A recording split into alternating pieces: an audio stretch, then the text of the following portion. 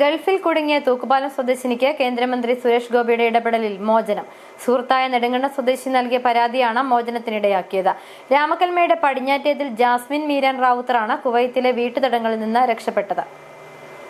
4 മാസം മുൻപാണ് ജാസ്മിൻ കണ്ണൂർ സ്വദേശിയായ ഏജന്റ് വഴി കുവൈറ്റിലെത്തിയത്.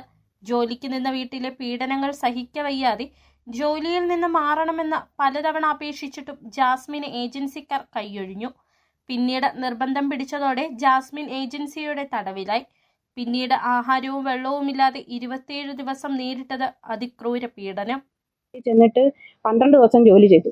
8 ദിവസം ബാത്റൂമിലെ വെള്ളം കുടിപ്പിച്ചാണ് അതിനെ ജീവിപ്പിച്ചത്.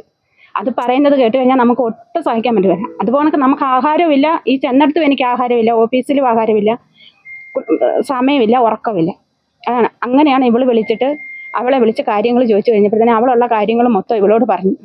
കഴിഞ്ഞ മാസം 15-ന് നാട്ടിലുള്ള സുഹൃത്തായ ലിസയോട് ജാസ്മിൻ ഫോണിലൂടെ ദുരിതം വിവരിച്ചു. ജാസ്മിനെ തിരികെ എത്തിക്കാൻ ലിസ പലതരത്തിൽ ശ്രമിച്ചെങ്കിലും നടന്നില്ല. ഇതോടെയാണ് കേന്ദ്രമന്ത്രി സുരേഷ് ഗോപിയുമായി ബന്ധപ്പെട്ടത്.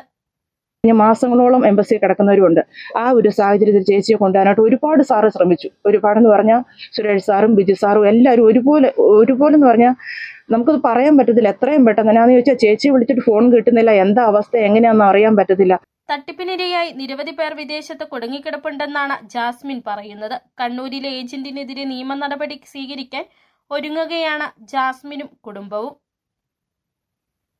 City vision, Nedumkandam.